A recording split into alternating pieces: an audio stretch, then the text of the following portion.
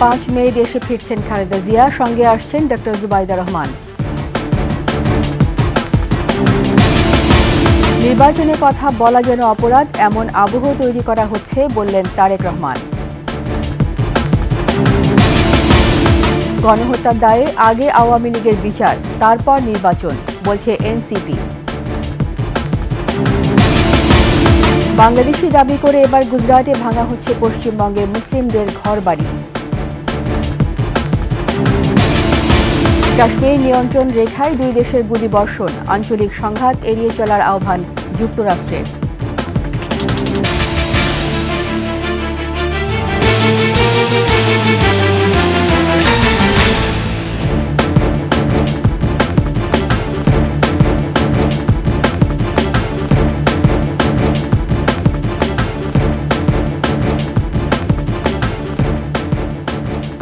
শুনছিলেন সংবাদ শিরোনাম। আমন্ত্রণ রাতের 21 সংবাদে, সাথে আছি রীতা চৌধুরী। দর্শক, 21 টেলিভিশনের সংবাদ একই সাথে সরাসরি দেখতে পাবেন আমাদের ফেসবুক পেজ www.facebook.com/2124, অনলাইনে সাবস্ক্রাইব করতে পারেন www.youtube.com/@21TV চ্যানেলে।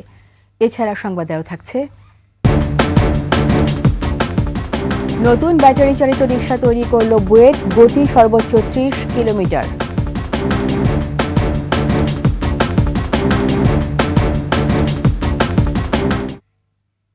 পাঁচই মে দেশে ফিরছেন বিএনপি চেয়ারপারসন বেগম খালেদা জিয়া। একই সঙ্গে 17 বছর পর দেশে ফিরবেন দলটির ভারপ্রাপ্ত চেয়ারম্যান তারেক রহমানের সহধর্মিণী ডক্টর জুবাইদা রহমান। বেগম জিয়ার স্বাভাবিক নিরাপত্তার পাশাপাশি ডক্টর জুবাইদা রহমানের জন্য পুলিশ সদর দপ্তরে চাওয়া হয়েছে 4 স্তরের নিরাপত্তা ব্যবস্থা। সোহেল সামি রিপোর্ট।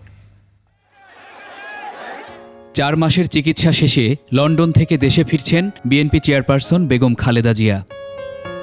সোমবার সকাল 11টায় বাংলাদেশ বিমানের একটি নিয়মিত ফ্লাইটে দেশে ফিরবেন তিনি। লন্ডন সময় বিকেল 4টায় রওনা করবেন বেগম জিয়া।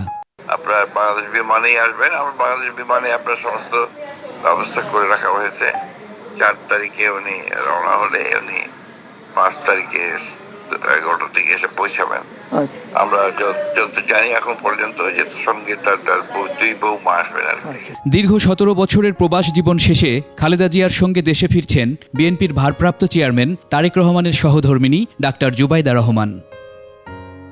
দেশে ফেরার পর তার জন্য 4 স্তরের নিরাপত্তা চেয়ে আইজিপি বরাবর একটি চিঠি দিয়েছে বিএনপি। ঢাকায় অবস্থানকালে ধানমন্ডিস্থ পৈতৃক বাসভবন মাহবুব ভবনে থাকবেন ডাক্তার জুবাইদা। ডাক্তার জুবাইদা রহমানের যাবতীয় নিরাপত্তা চেয়ে ম্যাডামের একান্ত সচিব জনাব এবিএম আব্দুল সাত্তার সাহেব বাংলাদেশ পুলিশের মহাপরিদর্শক বরাবর একটা চিঠি দিয়েছেন। চিঠিতে উনি বিস্তারিত উল্লেখ করেছেন উনি কয়েক স্তরের নিরাপত্তা চেয়েছেন ডাক্তার জুবাইদা রহমানের জন্য। একজন সশস্ত্র গানম্যান, গাড়ি সহ পুলিশ প্রোটেকশন, বাসায় পুলিশ পাহারা এবং বাসায় আর্চওয়ে স্থাপনের বিষয়গুলো সেখানে উল্লেখ আছে। বিএনপির প্রেস উইং কর্মকর্তা আরও জানান, বেগম জিয়ার শারীরিক অবস্থা বিবেচনায় লন্ডন সিলেট ঢাকা রুট পরিবর্তন করে তা লন্ডন ঢাকা সিলেট করার প্রস্তাব দেন বিমান কর্মকর্তারা। তবে সাধারণ মানুষের হয়রানির কথা ভেবে তা নাকচ করে দিয়েছেন বেগম জিয়া। সোহেল সামি, 21 টেলিভিশন, ঢাকা। রাজনৈতিক দলগুলোকে অবজ্ঞা করে বিরাজনীতিকরণ করার চেষ্টা করলে গণতন্ত্র হুমকির মুখে পড়বে। আর সুকৌশলে দেশে এমন আবহ তৈরি করার চেষ্টা চলছে যেন নির্বাচনের কথা বললেই অপরাধ। এমন মন্তব্য করেছেন বিএনপি ভারপ্রাপ্ত চেয়ারম্যান তারেক রহমান। বলেন, সংবিধান লঙ্ঘনকারী পতিত স্বৈরাচারের বিরুদ্ধে সরকার কি ব্যবস্থা নেয় তা জনগণ জানতে চায়। বিস্তারিত মাহিলা ইসলামী রিপোর্টে। এবি পার্টির 5ম প্রতিষ্ঠাবার্ষিকী উপলক্ষে জাতীয় প্রেস ক্লাবের অডিটোরিয়ামে আয়োজন করা হয় আলোচনা সভার। কথা বলেন দলটির চেয়ারম্যান মুজিবুর রহমান মঞ্জু। এই সুন্দর একটা সংস্কার, বিচার এবং দেশের একটা সার্বিক পরিস্থিতির পর একটা সুন্দর নির্বাচনে যদি আমরা যেতে পারি, তাহলে ইনশাল্লাহ বাংলাদেশ একটা নতুন অধ্যায়ে প্রবেশ করবে এবং সেটা আমাদের জন্য একটা সুন্দর স্বপ্ন এবং সফল বয়ে আনবে। এ সময় অনুষ্ঠানে আসা বিভিন্ন রাজনৈতিক দলের শীর্ষ নেতারা প্রয়োজনীয় সংস্কার শেষে দ্রুত নির্বাচন দেওয়ার আহ্বান জানান। মৌলিক সংস্কার যদি না হয় তাহলে বাংলাদেশের আসলে যে আকাঙ্ক্ষার জায়গা থেকে পরিবর্তন, সেই আকাঙ্ক্ষা আসলে বাস্তবায়িত হবে না। আমরা জানি না হিউম্যান করিডোর এত তাড়াতাড়ি করে তাও অন্তর্বর্তী সরকারের নীতিগতভাবে একমত হতে হলো কেন? মৌলিক প্রশ্নে কনসেনসাসের উপরে দাঁড়াবে, সেইটাই আমাদের আকাঙ্ক্ষা। সেই জায়গা যাতে তারা সব ক্ষেত্রেই মেনটেন করেন।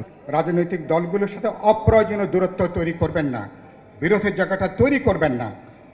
সামগ্রিক যে পরিস্থিতি, সরকার উচিত হবে রাজনৈতিক দলগুলোর মধ্যে আলাপ আলোচনা তৈরি করা। নির্বাচিত সরকারের বিকল্প নাই। নির্বাচিত সরকার না হলে অনির্বাচিত কিংবা এই ধরনের ইন্টারিম গভর্নমেন্ট যতই ভালো হোক, সেটা দেশের জন্য আরও নানান সংকট তৈরি করবে। বিএনপির ভারপ্রাপ্ত চেয়ারম্যান তারেক রহমান অনুষ্ঠানের প্রধান অতিথি হিসেবে ভার্চুয়ালি যুক্ত হয়ে বলেন, কিতাবি বা পুঁথিগত সংস্কারে দিয়ে স্বৈরাচার ঠেকানো যায় না। রাজনৈতিক দলগুলোকে অবজ্ঞা এবং জনগণের রায়কে অবহেলা করে বিরাজনীতিকরণকে উৎসাহিত করা হলে সেটি শেষ পর্যন্ত গণতন্ত্রকেই ঝুঁকির মধ্যে কিন্তু ফেলে দেবে। অন্তর্বর্তীকালীন সরকারের প্রতি আবারও আজ এই অনুষ্ঠানের মাধ্যমে আহ্বান জানিয়ে বলতে চাই, সুনির্দিষ্টভাবে জাতীয় নির্বাচনের রোডম্যাপ ঘোষণা করুন। তার কথা, সরকারের সময়ক্ষেপণ নিয়ে মানুষের মধ্যে প্রশ্ন তৈরি হচ্ছে। অত্যন্ত সুকৌশলে দেশে এমন একটি আবহাওয়া তৈরির অপচেষ্টা চলছে যেখানে নির্বাচন অনুষ্ঠানের দাবি করাটাই যেন একটি অপরাধ। জাতীয় নির্বাচন অনুষ্ঠান নিয়ে অবজ্ঞাসূচক বক্তব্য, মন্তব্য কিন্তু পলাতক স্বৈরাচারকেই আনন্দ দেয়। এই নেতা বলেন, জবাবদিহিমূলক সরকার গঠন হলেই দেশকে কেউ তাবেদার রাষ্ট্রে পরিণত করতে পারবে না, আর যেন মাথা ছাড়া দিয়ে উঠতে না পারে। মাহিলা ইসলাম, 21 টেলিভিশন, ঢাকা। অবিলম্বে আওয়ামী লীগের নিবন্ধন বাতিল করার দাবি জানিয়েছেন জাতীয় নাগরিক কমিটি আহ্বায়ক নাহিদ ইসলাম। রাজধানীতে এনসিপি বিক্ষোভ সমাবেশে তিনি বলেন, মুজিববাদী সংবিধানের মাধ্যমে আওয়ামী লীগ দেশের জনগণকে ন্যায্য অধিকার থেকে বঞ্চিত করেছে। এছাড়া আওয়ামী লীগ নিষিদ্ধ না করে বাংলাদেশে কোনো নির্বাচন হতে দেয়া হবে না বলে হুঁশিয়ারি দিয়েছেন দলটির কেন্দ্রীয় নেতারা। সিরাত আল মুস্তাকিমের রিপোর্ট। জুলাই গণ অভ্যুত্থানে গণহত্যার দায়ে আওয়ামী লীগের বিচার ও দলটির রাজনৈতিক কার্যক্রম নিষিদ্ধের দাবিতে জাতীয় নাগরিক পার্টি ঢাকা মহানগরের বিক্ষোভ সমাবেশ। এতে রাজধানীর বিভিন্ন জোন সহ আশেপাশের জেলা থেকে অংশ নেন এনসিপির নেতাকর্মীরা। উপস্থিত ছিলেন জুলাই আন্দোলনে আহত ও শহীদ পরিবারের সদস্যরা। সমাবেশে দলটির কেন্দ্রীয় নেতারা বলেন, মৌলিক সংস্কারের আগে দেশে কোনো নির্বাচন হবে না। আওয়ামী লীগকে যারা পুনর্বাসিত করার চেষ্টা করছে তাদের বিরুদ্ধেও কঠোর অবস্থানে যাওয়ার হুঁশিয়ারি দেন বক্তারা। দাবি জানান গণপরিষদ নির্বাচনের। বাংলাদেশ রাষ্ট্র যতদিন থাকবে ততদিন আওয়ামী লীগ নামে এই দেশে কোনো খুনে হাসিনা এবং মুজিববাদীদের অস্তিত্ব থাকবে না। যদি কিন্তু কোনো অথবা নেই, আওয়ামী লীগকে অনীতি বিলম্বে নিষিদ্ধ করতে হবে। এই আওয়ামী লীগ খুনিদের দল কিনা? খুনিরা কি এই বাংলাদেশে রাজনীতি করতে পারবে? সে আওয়ামী লীগের বিরুদ্ধে আইনগত ব্যবস্থা নিতে বাধা কোথায়? এনসিপির আহ্বায়ক নাহিদ ইসলাম বলেন, আওয়ামী লীগ দেশের জনগণকে ন্যায্য অধিকার থেকে বঞ্চিত করেছে। বিগত 16 বছরে ফ্যাসিবাদ কায়েম করেছে দলটি। বিগত 16 বছরে আওয়ামী লীগ কিভাবে ফ্যাসিজম কায়েম করেছে, কিভাবে স্বৈরতন্ত্র কায়েম করেছে। তিনটি ভোটকে তারা কুক্ষিগত করে মানুষের ভোটাধিকার করে হরণ করেছিল। গণপরিষদ নির্বাচনের দাবি জানিয়ে নাহিদ ইসলাম বলেন, অবিলম্বে আওয়ামী লীগের নিবন্ধন বাতিল করতে হবে। অবিলম্বে আওয়ামী লীগের যে নিবন্ধন, সেই নিবন্ধন বাতিল করতে হবে। নৌকা মার্কাকে বাংলাদেশ থেকে নিশ্চিহ্ন করে দিতে হবে। দ্রুত সময়ের মধ্যে জুলাই আন্দোলনের ঘোষণাপত্র দেওয়ার দাবিও জানান এনসিপির আহ্বায়ক। অবিলম্বে এই জুলাই ঘোষণাপত্র দিতে হবে। সিরাত আল মুস্তাকিম, 21 টেলিভিশন, ঢাকা। গণ অভ্যুত্থানে সৃষ্ট নতুন বাংলাদেশে আওয়ামী লীগকে রাজনীতি করার সুযোগ দিলে আবারও ফ্যাসিবাদ মাথাচাড়া দিয়ে উঠবে। হাজারো শহীদের রক্তের সাথে বেইমানি করা হবে। তাই দ্রুত আওয়ামী লীগকে নিষিদ্ধ করে প্রয়োজনীয় সব সংস্কার শেষ করেই নির্বাচন দিতে হবে বলে দাবি করেছেন বায়তুল মোকাররমে বিক্ষোভ সমাবেশে যোগ দেওয়া সাধারণ মানুষ। আব্দুর রাজ্জাকের ক্যামেরায় মানিক শিকদারের রিপোর্ট। জুমার নামাজের পর থেকে বায়তুল মোকাররমের দক্ষিণ গেটে জড়ো হতে থাকেন এনসিপির নেতাকর্মী, সমর্থক ও সাধারণ মানুষ। মিছিল আর স্লোগানে মুখর হয়ে ওঠে পুরো এলাকা। সবার কণ্ঠে ফেসিবাদের বিচার ও আওয়ামী লীগ নিষিদ্ধের দাবি। কোনোভাবেই যেন তারা এই দেশের মাটিতে ফিরে আসতে যেন তাদের ফাঁসি হয়, ফাঁসি ছাড়া যেন আর কিছু না হয়। তারা যেন ভবিষ্যতে রাজনৈতিক কোনো কার্যকলাপ করতে না পারে। জুলাই বিপ্লবে আহতদের প্রাণের দাবি, আওয়ামী লীগ যেন কোনোভাবেই ফিরতে না পারে। আজিমপুর ঢাকার সামনে থেকে আমাকে পুলিশ গুলি হয়েছে, আমার হাতে জয়েন গেছে গো। আমগর যে অবস্থা করে দিয়ে গেছে, এটা তো ফাঁসি ছাড়া কোনো উপায় নাই। এনসিপি ও জাতীয় পতাকা হাতে ও মাথায় বেঁধে জুলাই আন্দোলনের যোদ্ধারা আবারও ঐক্যবদ্ধ হয়েছে রাষ্ট্র সংস্কারের দাবিতে। যে জন্য জীবন দিয়েছিল, এই আন্দোলনকে সমর্থন করেছিল, তাদের সমর্থনগুলোকে আমরা যদি পুনরুজ্জীবিত করতে চাই, তাহলে অবশ্যই আমাদেরকে আওয়ামী লীগের বিচার নিশ্চিত করতে হবে। আমার চাওয়া এই দেশে যেন আওয়ামী লীগের আর অস্তিত্ব না থাকে। আওয়ামী লীগকে নির্বাচনে অংশগ্রহণের সুযোগ দেয়া হলে আবারও ফেসিবাদ মাথাচাড়া দিবে বলেও আশঙ্কা তাদের। বাংলার মাটিতে কোনো স্থান না হয়, তার জন্য বিচার হয়। আমি চাই এই দেশ থেকে আওয়ামী লীগ নামক রাজনীতি যাতে আর না হয়। হাসিনার কোনো চিহ্ন বর্ণ বাংলার মাটিতে চাই না। শেখ হাসিনার বিচার চাই আমরা। বিভিন্ন বয়স ও শ্রেণী পেশার নারী পুরুষ তরুণদের রাজনৈতিক দল এনসিপির কাছে বৈষম্যমুক্ত বাংলাদেশ গড়ার প্রত্যাশার কথাও জানান। এমন একজন সরকার আসুক যাতে আমাদের নিরাপত্তা থাকে এবং দেশটা শান্তি বজায় থাকে। আগামী বাংলাদেশ হোক ফ্যাসিস্ট মুক্ত, চাঁদাবাজ মুক্ত এবং নতুন এক বাংলাদেশ, যে বাংলাদেশের সকল নাগরিকের মৌলিক অধিকার নিশ্চিত হবে। আওয়ামী লীগ নিষিদ্ধ ও সংস্কার ছাড়া নির্বাচন মেনে নেওয়া হবে না বলেও জানান তারা। মানিক শিকদার, 21 টেলিভিশন, ঢাকা। তথাকথিত বাংলাদেশি দাবি করে ভারতের গুজরাটে ভাঙা হচ্ছে পশ্চিমবঙ্গের মুসলিমদের ঘরবাড়ি। পাসপোর্ট ও জমির দলিলে ভারতীয় নাগরিক হওয়া সত্ত্বেও শুধুমাত্র বাংলা ভাষাভাষী হওয়ায় আটক করা হয়েছে 6,500 মুসলিম সম্প্রদায়ের মানুষকে। নাইম আহমেদের ডেস্ক রিপোর্ট। গুজরাটের সুরাত ও আহমেদাবাদে অবৈধ বাংলাদেশি উচ্ছেদের নামে ভারতের সংখ্যালঘু বাংলাভাষী মুসলিমদের গ্রেফতার ও বাড়িঘর উচ্ছেদ করছে গুজরাট পুলিশ। এমন তথ্য উঠে এসেছে বিবিসি বাংলার প্রতিবেদনে। ভারত নিয়ন্ত্রিত কাশ্মীরে সন্ত্রাসী হামলার পর নিরাপত্তা ব্যর্থতা ঢাকতে বাঙালি মুসলিমদের লক্ষ্য করে গুজরাটে অভিযান পরিচালনা শুরু করে 6,500 সংখ্যালঘু মুসলিমকে গ্রেফতার করে পুলিশ। তাদের বাংলাদেশি বলা হলেও ঘটনাটি অসত্য বলে গণমাধ্যমে উঠে এসেছে। অনেক ক্ষেত্রে দেখা গেছে যাদের আধার কার্ড নেই তাদের বাংলাদেশি বলে সম্বোধন করে গ্রেফতার সহ নির্যাতন চালাচ্ছে গুজরাট পুলিশ। পাসপোর্ট ও জমির দলিলে পশ্চিমবঙ্গের নাগরিক হওয়া সত্ত্বেও মুসলিম হওয়ায় তাদের গ্রেফতার করে প্রশাসন। এদিকে বাংলাদেশি নাগরিক সন্দেহে আহমেদাবাদের চান্দোলা লেক এলাকায় মুসলিমদের বসতি স্থাপনা 50টি বুলডোজার দিয়ে ভেঙে ফেলেছে পুলিশ। পুলিশের পক্ষ থেকে দাবি করা হয় অবৈধ বাংলাদেশিরা এই অঞ্চলে এসেই ঘাঁটি গাড়ে এবং বিভিন্ন অপরাধে জড়িয়ে পড়ে। पूरा जो चंडोला तालाब है, यहाँ इलीगल जो माइग्रेंट जो बांग्लादेशी हैं, এই এলাকাটা বাঙালি প্রধান এলাকা। সবাই জানে বেআইনিভাবে যে সকল বাংলাদেশিরা আসে তারা এখানে এসে ঘাঁটি গাড়ে, সেজন্য বিশেষ করে এই এলাকাটি চিহ্নিত করা হয়েছে। চান্দোলা লেকের ঝুপড়িতে বসবাসকারীরা জানিয়েছে তারা বাংলাদেশি নয়, তারা ভারতীয় নাগরিক এবং তারা কয়েক প্রজন্ম ধরে এখানে বসবাস করছে।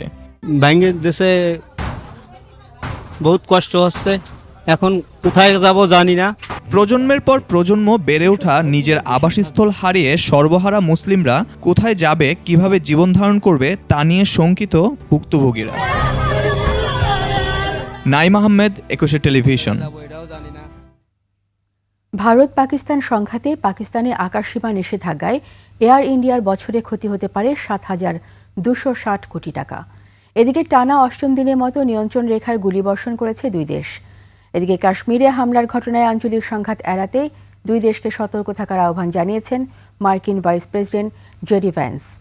নাইম আহমেদের ডেস্ক রিপোর্ট। পাকিস্তানের সাথে সংঘাতে জড়িয়ে বড় ধরনের ক্ষতির মুখে ভারতের বিমান কর্তৃপক্ষ এয়ার ইন্ডিয়া। এদিকে 8ম দিনেও বন্ধ হয়নি সীমান্তে গোলাগুলি। ক্রমেই তীব্র হচ্ছে দুই পরমাণু শক্তিধর দেশের মধ্যকার উত্তেজনা।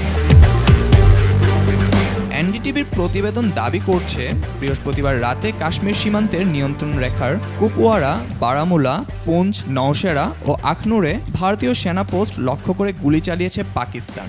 পাল্টা গুলি চালিয়ে জবাব দিয়েছে ভারতীয় সেনারা। এ বিষয়ে কোনো মন্তব্য করেনি পাকিস্তান। এছাড়া ভারত ও পাকিস্তানের মধ্যকার নিয়ন্ত্রণ রেখার নিকটবর্তী পাকিস্তান নিয়ন্ত্রিত কাশ্মীরের এলাকার বাসিন্দাদের খাদ্য মজুত করার নির্দেশ দিয়েছে স্থানীয় কর্তৃপক্ষ। এদিকে পাকিস্তানের আকাশসীমা ব্যবহারে 1 বছরের জন্য নিষেধাজ্ঞা থাকলে এয়ার ইন্ডিয়ার অতিরিক্ত 7,260 কোটি টাকা খরচ করতে হবে। পাকিস্তানি নিষেধাজ্ঞায় ভারতীয় বিমান সংস্থাগুলোর বেশি জ্বালানি খরচ ও দীর্ঘ ভ্রমণ সময়ের মুখোমুখি হতে হচ্ছে। এ অবস্থায় কেন্দ্রীয় সরকারের কাছে সাহায্য চেয়েছে প্রতিষ্ঠানটি। মার্কিন ভাইস প্রেসিডেন্ট জেডি ভ্যান্স এমন কোনো পদক্ষেপ না নিতে ভারতকে আহ্বান জানিয়েছেন যাতে আঞ্চলিক সংঘাত ছড়িয়ে পড়তে পারে। তিনি আশা প্রকাশ করেন পাকিস্তান ভারতের সঙ্গে মিলে তাদের ভূখণ্ডে সক্রিয় জঙ্গিদের বিরুদ্ধে ব্যবস্থা নেবে। নাইম আহমেদ, 21 টেলিভিশন। নিচ্ছি সংবাদ বিরতি। যখন ফিরব তখন অন্যান্য খবরের সঙ্গে আরও থাকবে। মাটির নিচে আটকে রেখে মুক্তিপণ আদায়ের চেষ্টা, অভিযুক্তের বাড়িতে আগুন ভাঙচুর।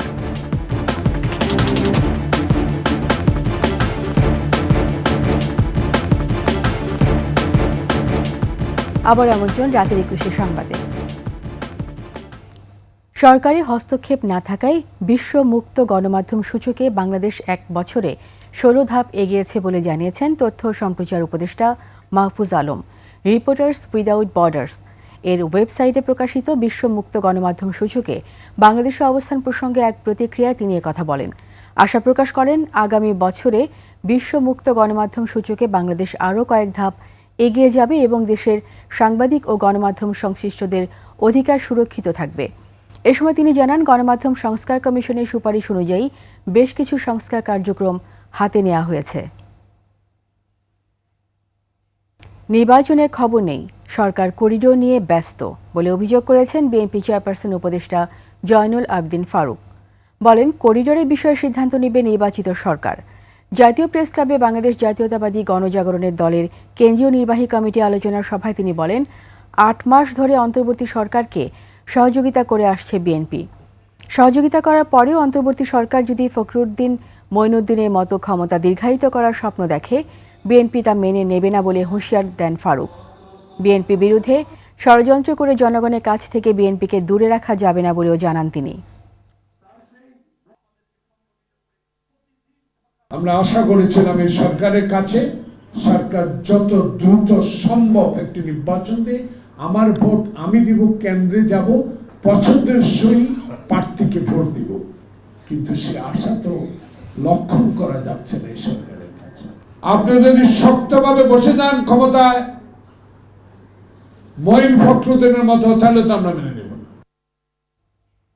বিএনপি ক্ষমতায় না আসা পর্যন্ত ভাত না খাওয়ার পণ করা ঝিনাইদহের নিজামুদ্দিন মণ্ডলের চিকিৎসার দায়িত্ব নিলেন তারেক রহমান। 30 এপ্রিল তাকে ভর্তি করা হয় ঢাকায় বাংলাদেশ মেডিকেল বিশ্ববিদ্যালয়ে।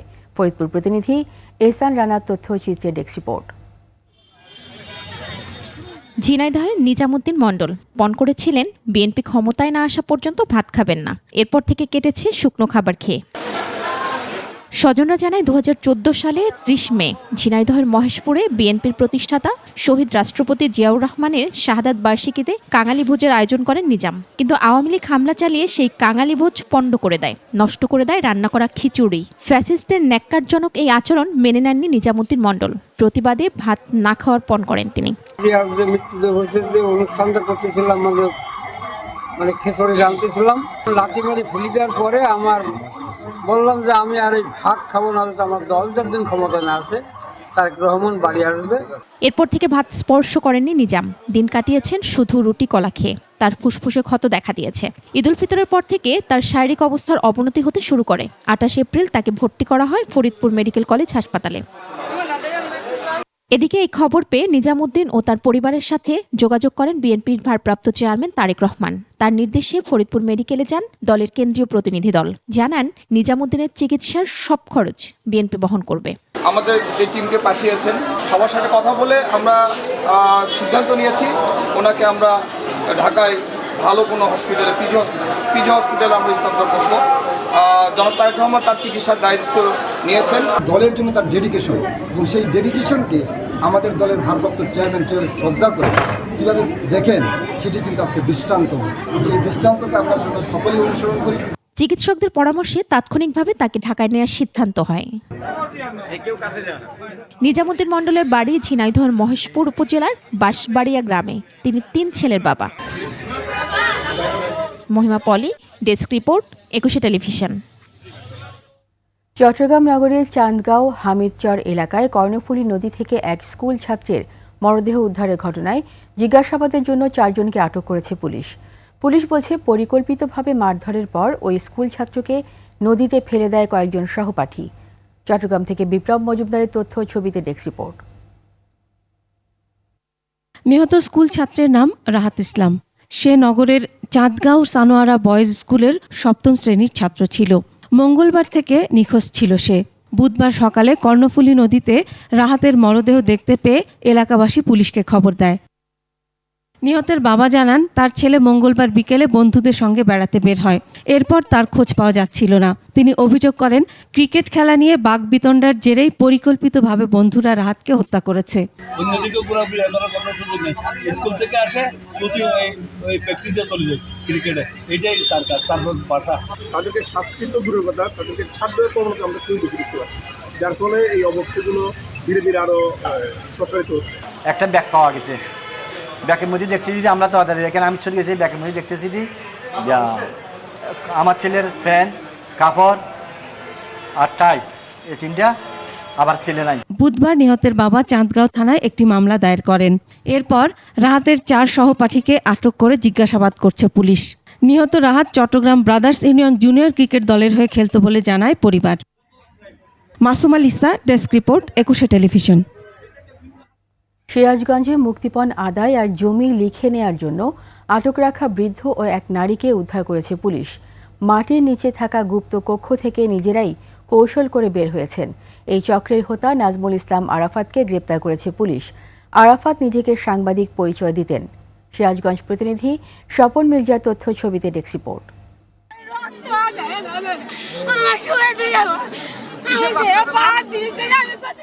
বন্দিদশা থেকে মুক্ত হয়ে শিল্পী খাতুন জানান, অপহরণের পর গুপ্ত কক্ষে আটকে রেখে চালানো হতো নির্যাতন। তাকে আটকে রাখা হয়েছিল 4 মাস, আর বৃদ্ধ আব্দুল জব্বারকে আটকে রাখা হয় 6 মাস। শুক্রবার ভোর রাত 3টার দিকে কেচি দিয়ে মাটি ঘুরে তারা বাইরে বের হয়ে আসে।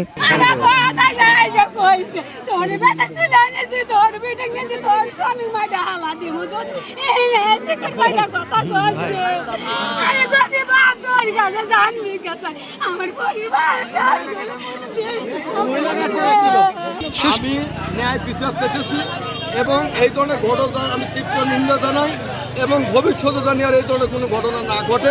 আমাদের অ্যাপ অফিসে আমাদের অভিযোগ করা আছে, ডিএবি অফিসে আমাদের এলাকায় অভিযোগ করা আছে, এটা সব জায়গায় আমরা চেষ্টা করছি, কিন্তু আমার বাপি কোন জায়গায় আমরা উদ্ধার করতে পারি নাই। স্থানীয় ও পুলিশ জানায়, শিল্পী খাতুন ও আব্দুল জব্বারকে চান্দাইকোনা ইউনিয়নের সোনারামপুর পূর্বপাড়া গ্রামের সুমনের বাড়ির নিচে বানানো কক্ষে আটক করে রাখে সংঘবদ্ধ চক্র। এরপর তাদের না পেয়ে পরিবারের লোকজন থানায় অভিযোগ করেন। এদিকে অপহৃতদের দেয়া তথ্যের পর পুলিশ, সেনাবাহিনীর সদস্যরা ওই গোপন কক্ষের সন্ধান পায়। এ সময় চক্রের সদস্য সাংবাদিক নাজমুল ইসলাম আরাফাতকে গ্রেফতার করে। নাজমুল হাসান আরাফাত আর সাথে কিছু লোকজন নিয়ে তদন্ত সাপেক্ষে দোষীদের আইনের আওতায় নিয়ে আসবো। করোনা এজাহার দিলে মামলা রুজু করে নেব। অবশ্যই অভিযান অলরেডি আমার 2টা বাইরে আছে কাজ করতে। ঘটনাটি জানাজানি হলে বিক্ষুব্ধরা সুমন ও আরাফাতের বাড়িতে আগুন দেয়, ভাঙচুর করে। Masuma Lisa, desk report, 21 television. Khulna city কর্পোরেশনকে পৈতৃক সম্পত্তি ভাবতেন ফ্যাসিস্ট শেখ হাসিনার আস্থাভাজন অপসারিত মেয়র ও মহানগর আওয়ামী লীগের সভাপতি তালুকদার আব্দুল খালেক। নামে বেনামে টেন্ডার দিয়ে সিটি কর্পোরেশনের সব কাজই করতেন তিনি এবং তার প্রতিষ্ঠান। আশরাফুল ইসলাম নূরের তথ্যে ডেস্ক রিপোর্ট, ক্যামেরা ছিলেন শেখ জুয়েল। আমার এখানে প্রশাসনে বলি দেওয়া আছে। তালুকদার আব্দুল খালেক ছিলেন খুলনা সিটি মেয়র, আর তার স্ত্রী হাবিবুন নাহার ছিলেন উপমন্ত্রী। স্বৈরাচার শেখ হাসিনার শাসনামলে এই দম্পতি ক্ষমতার অপব্যবহার করে গড়েছেন টাকার পাহাড়। খুলনায় তারা যেন হীরক রাজের রাজত্ব কায়েম করেছিলেন।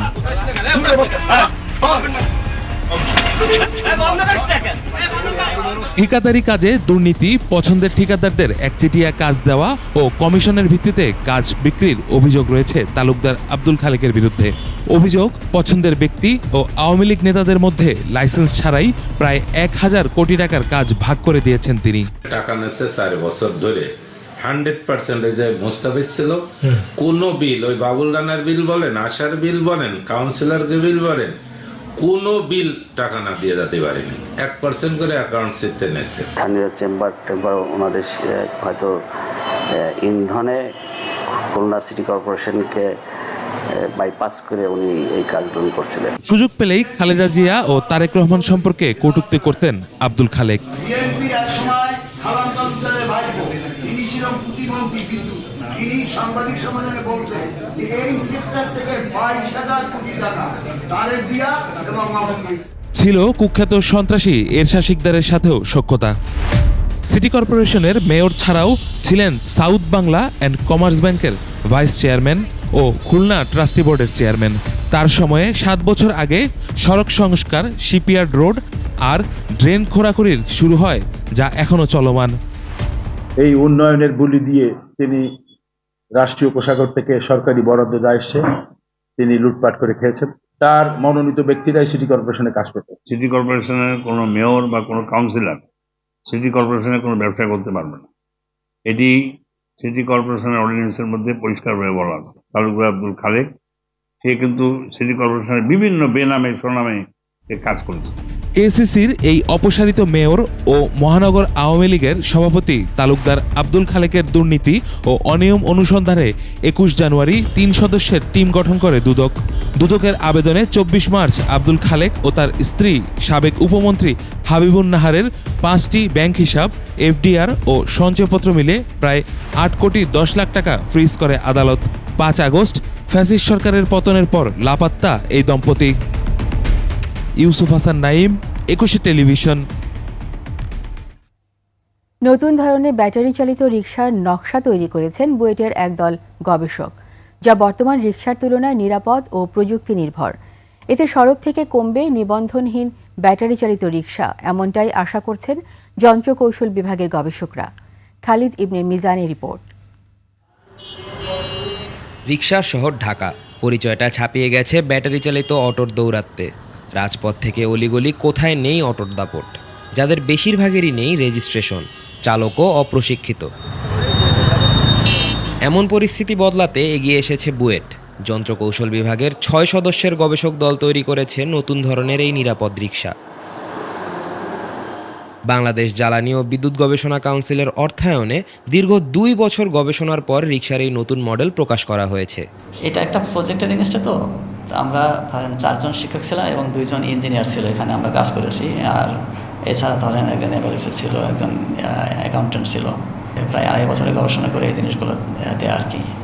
নতুন এই রিকশায় থাকছে নানা আধুনিক বৈশিষ্ট্য। আছে লুকিং গ্লাস, ডানে বায়ে মোড় নেওয়ার সময় থাকবে ইন্ডিকেটর, হেডলাইট সহ রয়েছে হাইড্রোলিক ব্রেকও।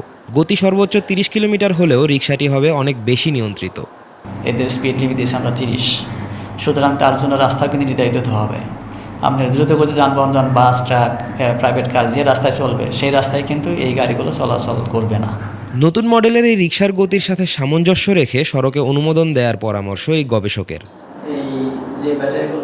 খালিদ ইবনে মিজান, 21 টেলিভিশন, ঢাকা। সময় হয়েছে আবার একটি সংবাদ বিরতির। যখন ফিরব তখন অন্যান্য খবরের সঙ্গে আরও থাকবে। অনিশ্চিত হয়ে পড়ল ভারতের বাংলাদেশ সফর, জানিয়েছে টাইমস অফ ইন্ডিয়া।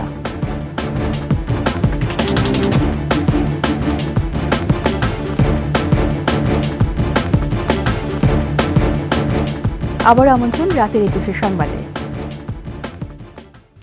যেসব রাজনৈতিক দল সবকিছু নিয়ন্ত্রণ করতে চাইছে তাদেরকে আওয়ামী লীগের পতন থেকে শিক্ষা নেওয়া প্রয়োজন বলে মন্তব্য করেছেন গণ অধিকার পরিষদের সভাপতি নুরুল হক নুরু।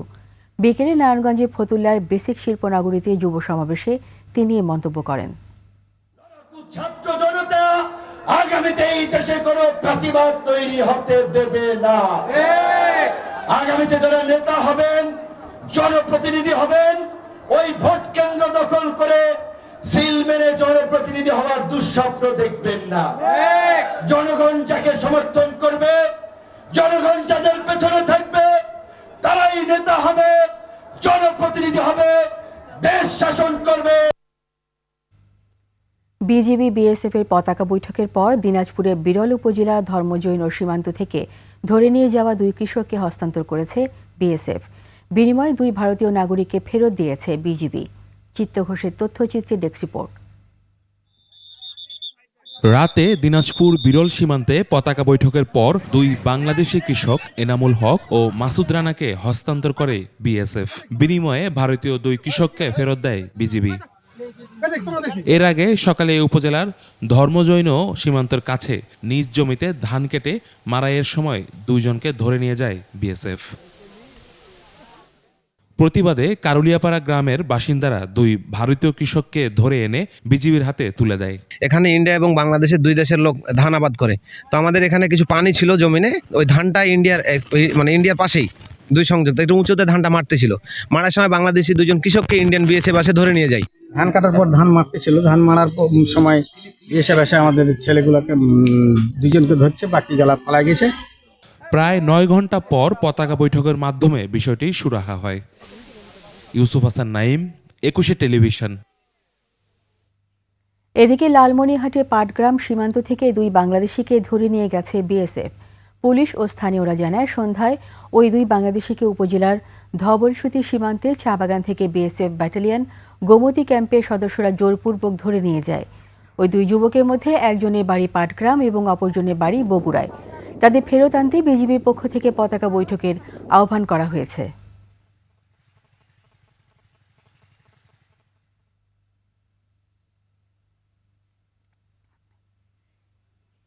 ঢাকা বিশ্ববিদ্যালয় গবেষণা ও বুদ্ধিবৃত্তিক অবদানের স্বীকৃতিস্বরূপ বিশ্ববিদ্যালয়ের বিভিন্ন বিভাগ ও ইনস্টিটিউটের প্রায় 300 জন খ্যাতিমান শিক্ষক ও গবেষককে সম্মাননা দেওয়া হয়েছে। গবেষণা ও উদ্ভাবন কার্যক্রমে উৎসাহ প্রদান, গবেষণার উৎকর্ষ সাধন এবং গবেষকদের অনুপ্রাণিত করার লক্ষ্যে আয়োজিত হয় এই অনুষ্ঠান।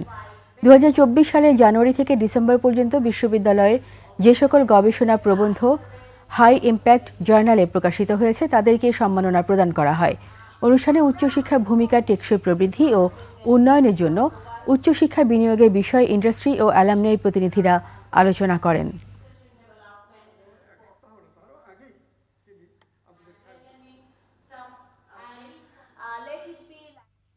দেশে এবার পেঁয়াজের বাম্পার ফলন হয়েছে। স্থানীয় বাজারে কৃষকরা পেঁয়াজ বিক্রি করছেন 35 থেকে 40 টাকায়। পাইকারি পর্যায়ে সেই পেঁয়াজ বিক্রি হচ্ছে 50 টাকা কেজিতে। বাড়তি দামের পেছনে খুচরা বিক্রেতারা দুষছেন পাইকারদের, আর পাইকাররা বলছেন কৃষকরা পেঁয়াজ মজুত করে রেখেছেন। প্রতিনিধিদের তথ্যচিত্রে ডেস্ক রিপোর্ট। পেঁয়াজ উৎপাদনে অন্যতম জেলা পাবনা। এ জেলায় চলতি মৌসুমে পেঁয়াজ উৎপাদনের লক্ষ্যমাত্রা ধরা হয়েছিল 6 লাখ টন। উৎপাদন হয়েছে প্রায় 8 লাখ টন।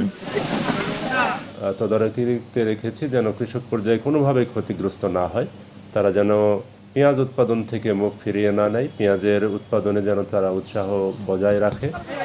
পেঁয়াজের এমন বাম্পার ফলনেও বাজারে গত 1 মাসে দাম বেড়েছে 10 থেকে 15 টাকা। 1 মাস আগেও খুচরা পর্যায়ে প্রতি কেজি পেঁয়াজ 30 থেকে 35 টাকায় বিক্রি হয়েছিল।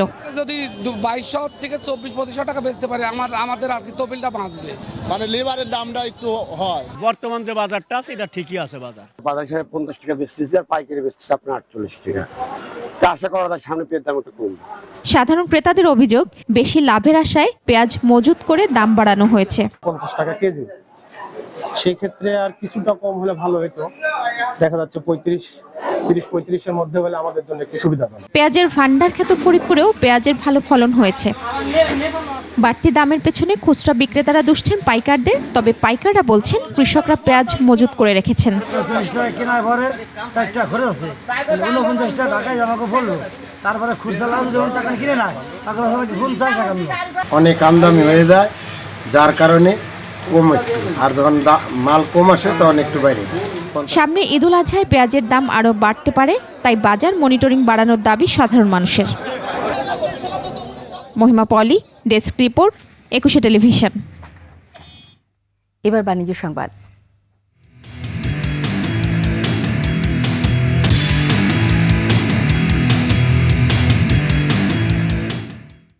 রমজানে এবার সবজির দাম কম ছিল, কিন্তু রোজা শেষ হওয়ার পর থেকে সবজির দাম বেড়েই চলছে। সপ্তাহে ব্যবধানে সব ধরনের সবজির দাম কেজিতে 10 থেকে 15 টাকা বেড়েছে, তবে কিছুটা কমেছে মিনিকেট চালের দাম। এদিকে মুদি বাজার স্থিতিশীল আর মাংস বিক্রি হচ্ছে আগের দামেই। রিপোর্ট করছেন সোহেল সামি। ক্রেতা বিক্রেতার দর কষাকষি ছাড়া বাজার হয় না। কাওরান বাজারেও দেখা গেল একই চিত্র। দোকানের দাবি দাম ঠিক আছে, সেটাই আবার ক্রেতার কাছে বেশি। গত সপ্তাহে বা আরো 15 দিন আগে যে রেট বিক্রি করছি বর্তমানে একই রেট বর্তমান বাজার চলতেছে। দাম বাড়ছে, দাম বলতেছে যে স্থিতিশীল, কিন্তু দাম বাড়ছে। ডিম, তেল, পেঁয়াজ, রসুন ও মশলার দাম আগের মতো আছে। চালের মধ্যে শুধু চিকন চালের দাম কেজিতে 3 থেকে 5 টাকা কমে হয়েছে 78 থেকে 80 টাকা। মুরগি, গরু, খাসির মাংসের দাম স্থিতিশীল রয়েছে। চাষের মাছের দাম আগের মতো থাকলেও বেড়েছে নদীর মাছের দাম। কাতল মাছ 400 টাকা কেজি, 380 টাকা কেজি, বল মাছ 600 টাকা কেজি, শিং মাছ 500 টাকা কেজি, এই দেশি মাগুর মাছ 800 টাকা কেজি। অন্য অন্য মাছের দাম বাড়ে নাই, কিন্তু একমাত্র নদীর মাছের দামটা বেশি বাড়ছে আর কি। তবে বাজারে সবজির দাম চড়া। গত সপ্তাহের তুলনায় কেজি প্রতি বেড়েছে 10 থেকে 20 টাকা। কেবল আলু ছাড়া সব ধরনের সবজি 70 থেকে 80 টাকায় বিক্রি হচ্ছে। বরবটি ধরেন এখন নিল 80 টাকা, 50 টাকা 60 টাকা ছিল। পটলও ছিল 40 টাকা 30 টাকা, এখন নিল 60 টাকা। কেজিতে প্রতি কেজিতে 10 থেকে 15 টাকা কিছু সবজি আছে, 20 টাকাও বেশি। গত সপ্তাহে তুলনামূলক এই সপ্তাহে এক কেজিতে 20 টাকাও বাড়ছে কিছু সবজি। তবে সব মিলে আগের বছরের তুলনায় এবছর দামে স্বস্তির কথাই জানালেন ক্রেতারা। দাম এখন পর্যন্ত এটা ঠিক আছে। সোহেল সামি, 21 টেলিভিশন, ঢাকা। এর সাথে শেষ করছি রাতের 21 সংবাদ। যাওয়ার আগে সংবাদ শিরোনামগুলো আরও একবার। 5 মে দেশে ফিরছেন খালেদা জিয়া, সঙ্গে আসছেন ডক্টর জুবাইদা রহমান। নির্বাচনের কথা বলা যেন অপরাধ, এমন আবহ তৈরি করা হচ্ছে বললেন তারেক রহমান। গণহত্যার দায়ে আগে আওয়ামী লীগের বিচার, তারপর নির্বাচন, বলছে এনসিপি। বাংলাদেশি দাবি করে এবার গুজরাটে ভাঙা হচ্ছে পশ্চিমবঙ্গের মুসলিমদের ঘরবাড়ি। কাশ্মীর নিয়ন্ত্রণ রেখায় 2 দেশের গুলিবর্ষণ, আঞ্চলিক সংঘাত এড়িয়ে চলার আহ্বান যুক্তরাষ্ট্রের।